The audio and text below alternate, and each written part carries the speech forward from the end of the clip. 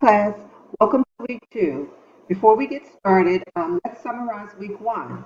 We covered technology. You were able to navigate through your first week of classes, and you did really well. Myra Cardenas posted some great discussion posts with some helpful links. You guys should take a look at that. That's how you're supposed to interact in the discussion board. You can post articles or videos to add to the conversation in the discussion board.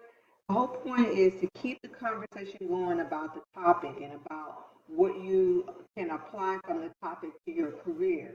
So I want to see you guys engage in the discussion a little bit more. Not just thank you or that was helpful or good post, but some good conversations, some good responses back to one another. Now, in week 2, we will discuss more about Vista College, and we will discuss some of your personal attributes that make you marketable in the job market. So be thinking about that as you're answering your discussion questions and as you're working through this week's activities. You will also submit a one-page essay on why you chose to continue your education.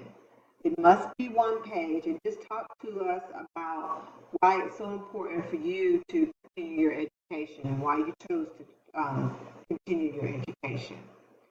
I look forward to hearing from all of you, and I want you guys to have a great week.